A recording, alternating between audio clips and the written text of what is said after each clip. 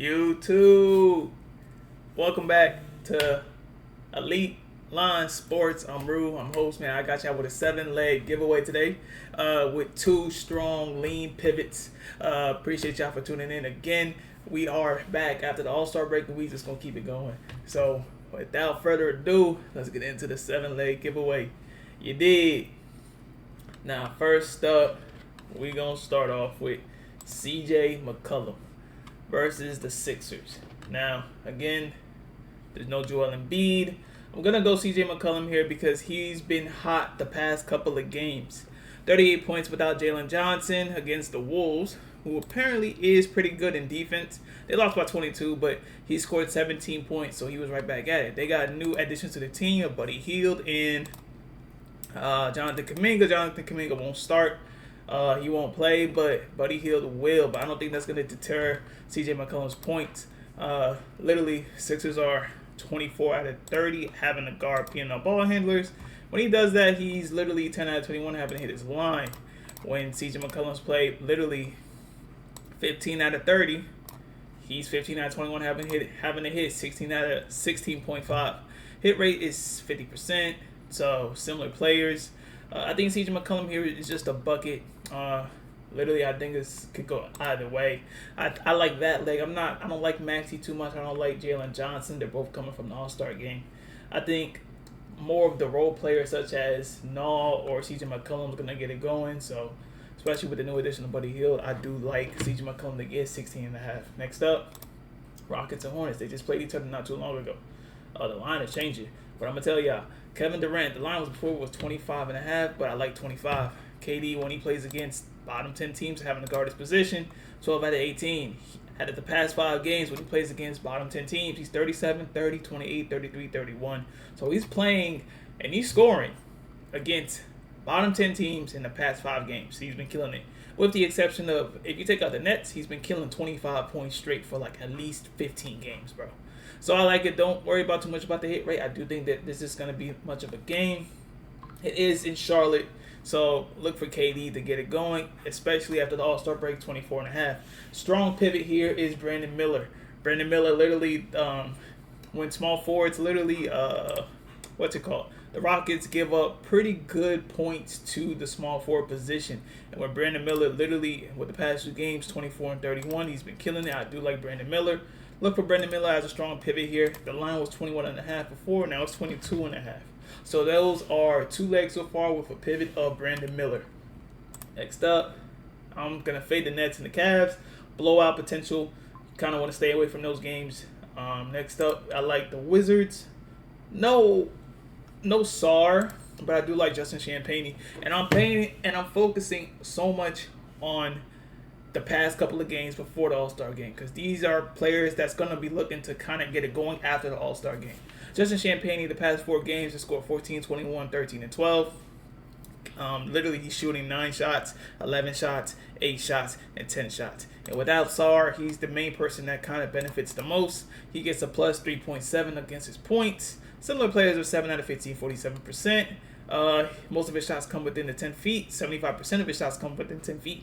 And literally, who is it that they're playing? Pacers are 26 out of 30 having to guard shots within 10 feet. So they're not good, literally, okay? 27 out of 30 having to guard the position of Justin Champagnie, and 22 out of 30 having to guard putbacks, and 23 out of 30 having to guard the restriction area. So I like Justin Champagnie. 10.5 seems very doable. I like it. You guys should like it. And I think that's a lock, honestly, for tonight. Next up, that's the only leg. I like Jalen Brunson.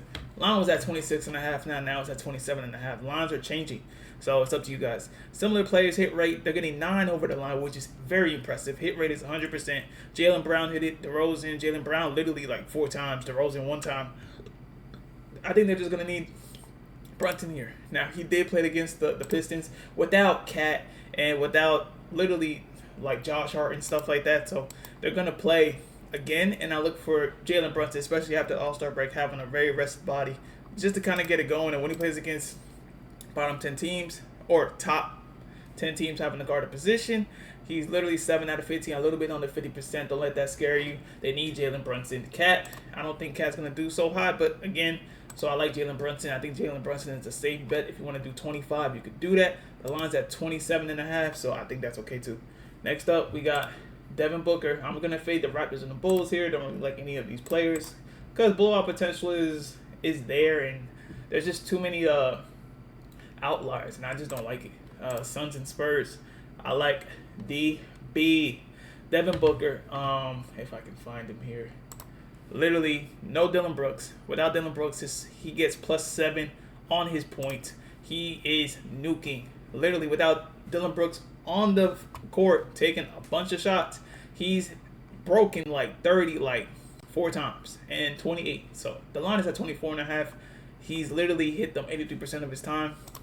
The Spurs are 27 out of 30 having the guard positions like Devin Booker, the point guard. 23 out of 30 having to call the ball handler. I know the similar players aren't too hot, but it's not too crazy. Way past under the 50%. Literally, Spurs are 30 out of 30 having to guard pull-up shots, and Devin Booker is 50%. He shoots 50% of his shots come from pull-ups. So I like Devin Booker to get his shit going today.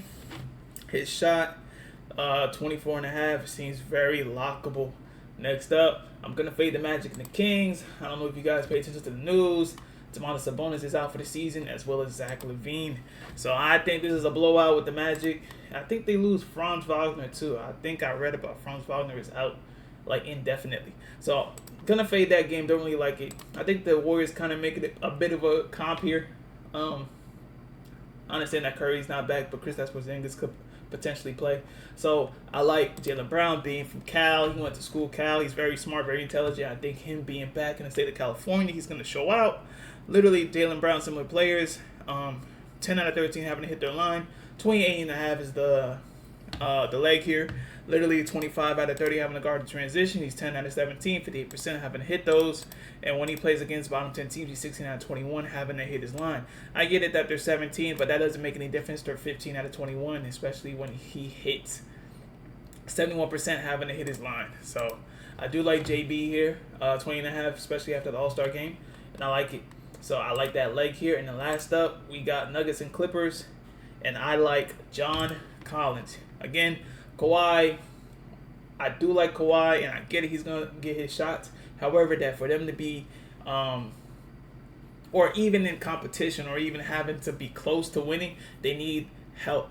Kawhi needs help, and that's why they got an offensive juggernaut in Benedict Mathurin, and then it got John Collins, who's been steadily consistent.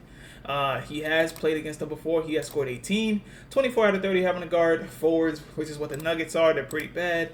When John Collins plays them, he's 10 out of 17, 58%. Literally 26 out of 30 having to guard spot-ups. When he plays bottom 10, he's 7 out of 14. So I do like him in this spot very much a lot. And so John Collins, 15 points seems very doable. The second pivot here, which is my second pivot of the entire slate, is Tim Hardaway Jr. With Peyton Watson out, Tim Hardaway Jr. has been scoring 83%, having to hit over 11.5, except with the exception of the Rockets, because the Rockets do have pretty good defense against shooting guards.